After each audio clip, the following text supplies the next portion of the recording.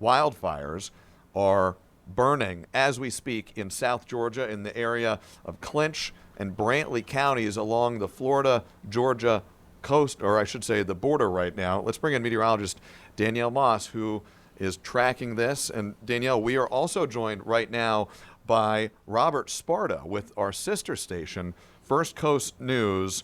Robert, let's start with you. Situate us in our audience right now. What is the state of the weather and the state of these fires as we speak at 2:05 p.m. this afternoon? Yeah, it is the state of the weather is really still dry. I mean, this was something that has been building up in this area of southeast Georgia for months now. In fact, if we go all the way back to August to this current time, specifically in Jacksonville, so just south of the border, we're 17 inches below our average amount of rainfall. So it's just been building up. And of course, now we are in these very dry conditions. We had the breezy conditions yesterday. And these fires, of course, erupting off of that. I know the one in Clinch County, the larger of the two fires, over 15,000 acres have already burnt at this time. But the one in Brantley County, right near the town of Atkinson, just towards the east of Nahunta, that specific fire, over 5,000 acres have burnt. But that one is impacting structures and families out there. And at this time, 47 structures have been burnt. 75 people are estimated to be homeless at this time because their homes have been burnt. We have schools closed in the area, and of course, first responders still working at it. So yeah, that fire actually broke containment yesterday, crossed Highway 82, and is continuing to expand. So these are definitely still an ongoing and very serious situation out here, Zach and Danielle. Robert, I know that 98% of the state is currently under extremely or exceptionally dry conditions, and I know that there are a lot of people who are now homeless. How much of that fire is contained right now?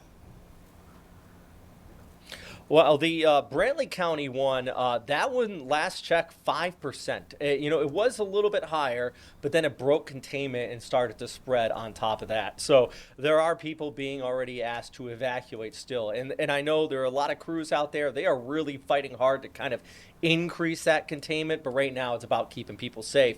The Clinch County one, that one is upwards of 50% contained at this time. So that one they are getting a handle on. The good news, that is kind of in a very remote area, so no direct impacts on any homes or anything with that one for southeast Georgia. And just so you know, we're talking about Georgia out there, but south of the border, multiple wildfires ongoing around Lake City, Clay and Putnam County, just all over Florida. We have multiple wildfires still ongoing too. So just these very dry and drought conditions all spread across the southeast Georgia all the way through northern and even central Florida. Robert, situate us in history a little bit here. I suspect when a lot of people hear about and think about wildfires, they don't think of Georgia. They don't think of Florida. They think of the West Coast. How common is it to see this kind of and this scale of wildfire develop in your region? It's not common, but it's not unheard of. The same thing is like, does Jacksonville get hit by a hurricane every year? No. Last time we had a really significant one, you have to go back years. But here, if we go back to 1998, there was very similar, and this is what's being compared to that year, where we had multiple wildfires all across the First Coast. We had months of drought leading up to it, and then you get a lot of just this dry brush out there. We also had a very late season freeze that kind of was another catalyst on top of all of this to start to spread those fires. So 1989 was a big year, 1998 that is.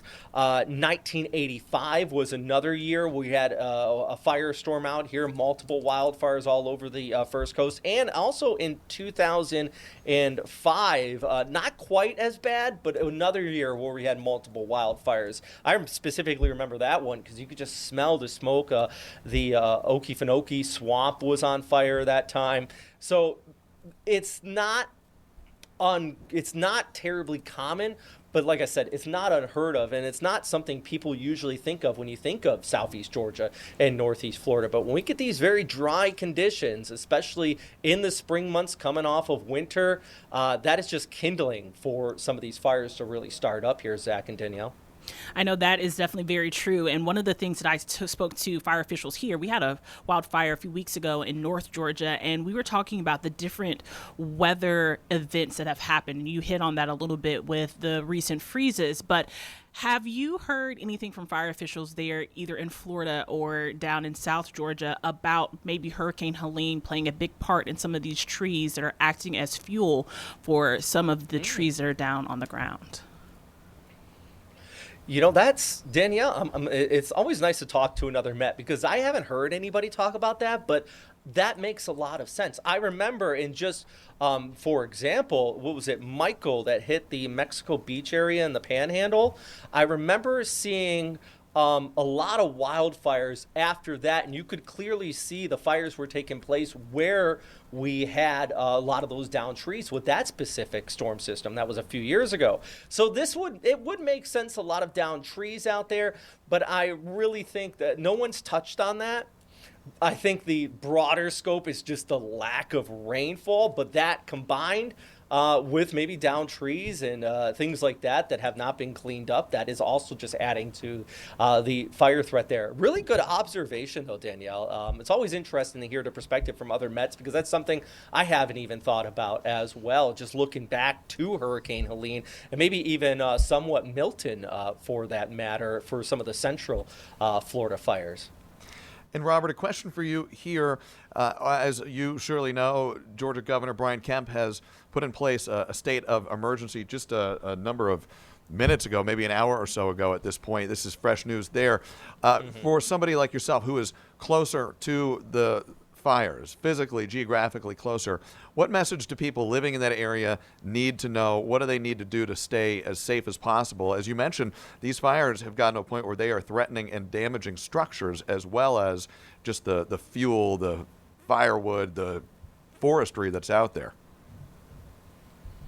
Well, I guess it goes from a local perspective to a broader perspective. So locally, if you are being asked or advised to evacuate, just do it. You can always replace stuff, but you don't want to get caught behind these lines. These fires sometimes can expand really fast and catch people off guard. Maybe roads get closed off, so you always want to be careful and just take those extra precautions. Maybe you're on the fence, but think of it this way. If you are in your house right now and you're like, okay, if I had to leave in 5 minutes, what would I take with me?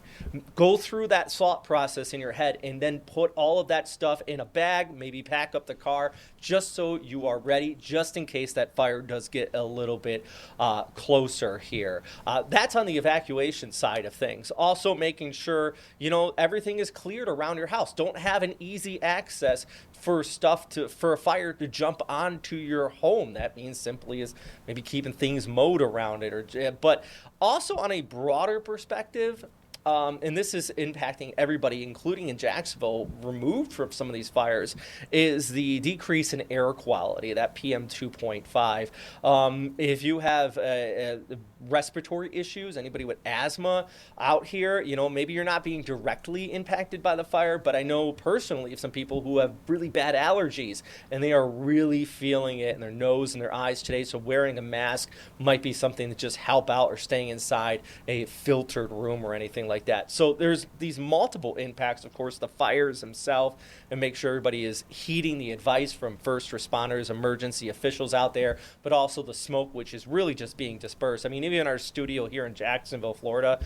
if you step outside, it smells like somebody is burning a fire nearby. You can smell that burning wood, that smoke out here. So that really is being transported all across this area. Here too, in Midtown Atlanta, we are also seeing and smelling the smoke from the wildfires down there at the state line, which it seems like so far, almost 200 miles away, but we are smelling the smoke. You can smell it outside of our studios, and you can see how smoky it is in the sky as well. I think you can smell it almost in here. I might be thinking about it too much, I but thought about it have asthma, earlier. and I can feel it. Even the air quality is impacted here. Yes, it's very thick. And I know that we have, for the first time ever, a burn ban here in Georgia for South Georgia. Do you guys have a burn ban there in Florida as well? Yeah, I was actually really on the Georgia. I was surprised. They just said everything south of Atlanta, right, is under a burn ban right now. That I've never seen that before, but I'm happy it happened. In Florida, it goes county by county, and pretty much every county. This morning, Duval County, where Jacksonville is, was put under a burn ban.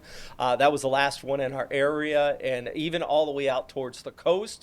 Because at first, it was like, okay, near the beach, you should be fine, but they're not taking any chances. And each one of the counties all across North Florida are under a burn ban right now, and they. You do face a pretty stiff fine if you are caught going out there and trying to, burn anything out, like a bonfire, maybe just throwing a cigarette on the ground, anything like that. They're taking it very seriously, and for good reason. I mean, the multitude of wildfires we have going on out here right now, Zach and Danielle. All right. First Coast News meteorologist Robert Speta with our sister station there in the Jacksonville area and covering South Georgia and Florida as well. Robert, thank you for your perspective. Stay safe, and we're going to continue to follow these wildfires as hopefully firefighters are able to get them more under control as quickly as possible. Robert, thank you very much.